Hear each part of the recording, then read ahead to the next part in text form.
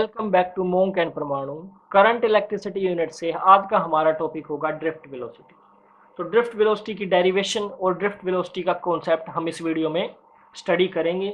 Topics के hand written notes अब आप पीडीएफ फॉर्म में डाउनलोड कर सकते हैं मेरी वेबसाइट से, जो कि है mparmanuphysics.blogspot.com। लिंक डिस्क्रिप्शन में आपको मिल जाएगा। टॉपिक वाइज पीडीएफ डाउनलोड करें और खुद के नोट्स तैयार करें। तो आज की वीडियो स्टार्ट करने से पहले इस चैनल को सब्सक्राइब करें ताकि जब भी मेरी वीडियो आए आपको मिल सके। तो चलिए शुरू करते हैं आज की वीडियो।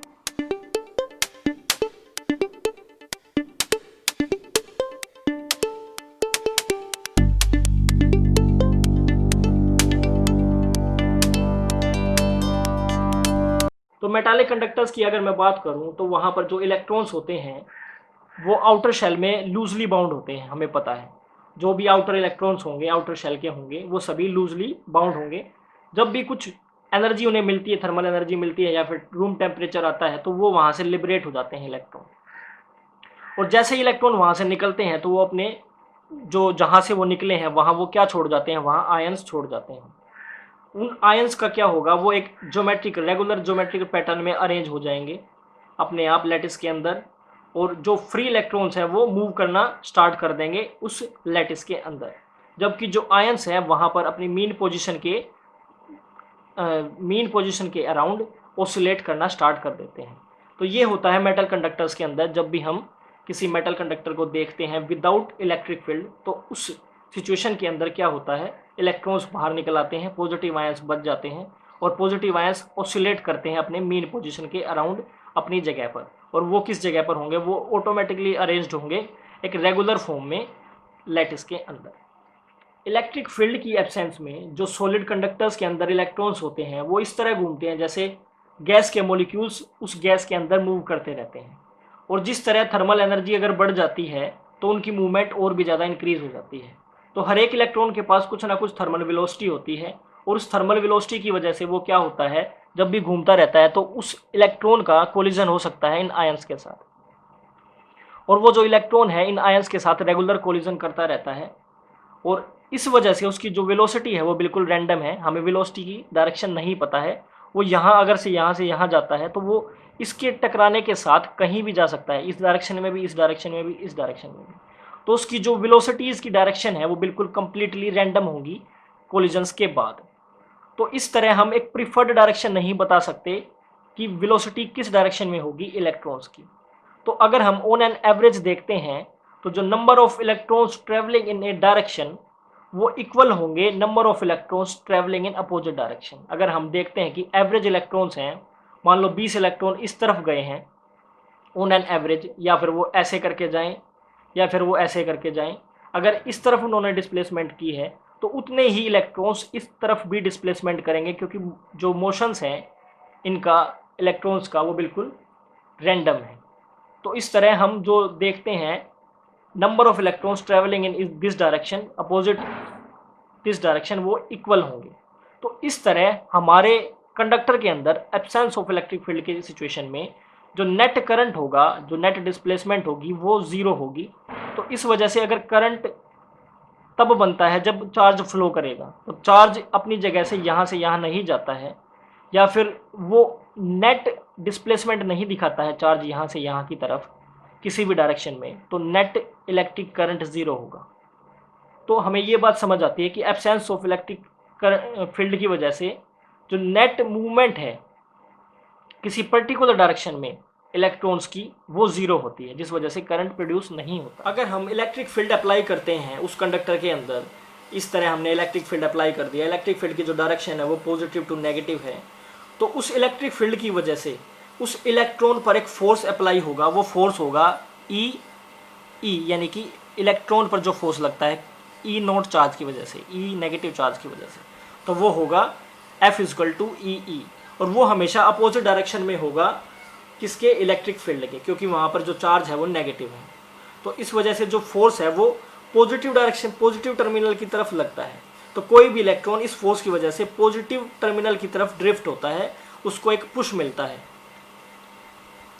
एक पुश मिलता है पॉजिटिव डायरेक्शन की तरफ। इस पुश की वजह से उसके पास कुछ ना कुछ वेलोसिटी होती है, जिस वेलोसिटी को हम बोलते हैं ड्रिफ्ट वेलोसिटी, क्योंकि वो ड्रिफ्ट कर रही है उस इलेक्ट्रॉन को पॉजिटिव टर्मिनल की तरफ। तो ड्रिफ्ट वेलोसिटी की जो डेफिनेशन होगी वो होगी, it is a average velocity with which an electron is drifted toward positive terminal due to the presence of external electric field. अब इस फोर्स की वजह से क्या होगा, इलेक्ट्रॉन जो है वो पॉजिटिव टर्मिनल की तरफ तो बढ़ेगा, लेकिन साथ में जो आयंस हैं वहाँ पर उनकी वजह से भी वो ऑसिलेट कर रहे हैं, उनकी वजह से भी एक इलेक्ट्रिक फील्ड होगा जो कि ऑसिलेटिंग इलेक्ट्रिक फील्ड होगा, जिसकी वैल्यू बार बार चेंज होगी। उस वजह से क्या होगा, जो इलेक्ट्रॉन का जो पाथ है वो डॉटेड होगा, इस तरह डिनोट कर सकते हैं हम, जिग जैग होगा, कुछ इस तरह चेंज होता रहेगा, फ्लक्चुएट करता रहेगा, स्कैटर्ड करता रहेगा। तो उसका जो पाथ है वो सीधा पाथ ना होकर कुछ ऐसे हो सकता है, टेढ़ा मेढ़ा हो सकता है, जिस वजह से क्या होगा, जो चार्ज के फ्लो में यानी कि इलेक्ट्रॉन के फ्लो में रुकावट आएगी। उस रुकावट को ही हम रेजिस्टेंस बोलते हैं। तो रेजिस्टेंस यहाँ से प्रोड्यूस होता है किसी भी कंडक्टर के अंदर। तो इन सिचुएशंस के अंदर जब भी इलेक्ट्रॉन इस इलेक्ट्रिक फील्ड की वजह से पॉजिटिव टर्मिनल की तरफ ड्रिफ्ट होता है, तो उसका जो पाथ है वो स्कैटर्ड पाथ होता है due to oscillating electric field by the presence of positive ions और उनके ऑसिलेशंस की वजह से। और इसके साथ साथ जब इलेक्ट्रॉन्स इस तरफ बढ़ते हैं तो वो आयंस से क्या होते हैं, आयन से कोलाइड करते हैं। इन आयन से कोलाइड करने के बाद इलेक्ट्रॉन की जो वेलोसिटी होती है वो बिल्कुल ज़ीरो हो जाती है, और वेलोसिटी हर बार जैसे वो टकराएगा उसको ज़ीरो वेलोसिटी मिल जाएगी, और जैसे ही ज़ीरो वेलोसिटी होगी और टकराने के बाद उसके ऊपर दोबारा फोर्स लगेगा और वो दोबारा से चलना स्टार्ट कर देगा।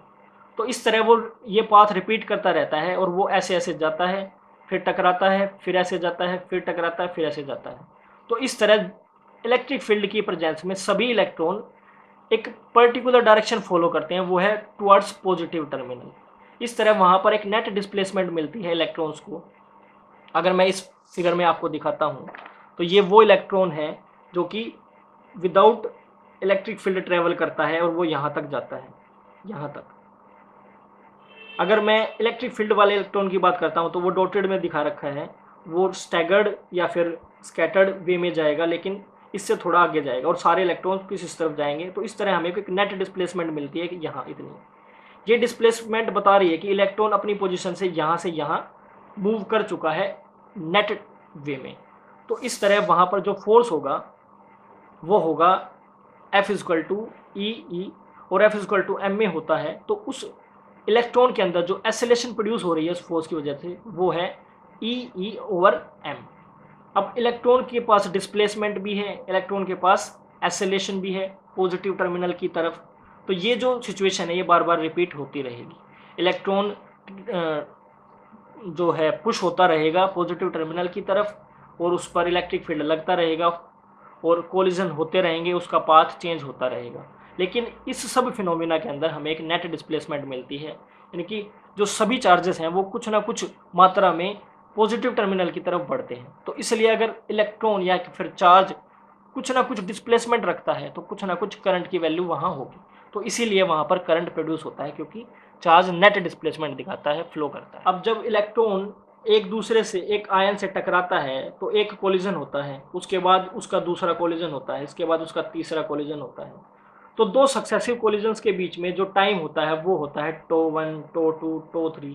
इस तरह वो अलग अलग टाइम लगाता है कोलिजन्स के बीच में। तो उनके जो एवरेज वैल्यू है वो है टो। तो एक एवरेज वैल्यू है जो कि एवरेज टाइम है between two successive collision of electron and ion. इसको हम बोलते हैं रिलैक्सेशन टाइम। एवरेज वैल्यू को हम बोलते हैं रिलैक्सेशन टाइम, और इसको डिनोट करते हैं टो से। तो अगर हमें टाइम पता हो और हमें डिस्प्लेसमेंट पता है या फिर हमें एसिलेशन पता है तो हम वेलोसिटी निकाल सकते हैं, क्योंकि v इक्वल टू होता है at।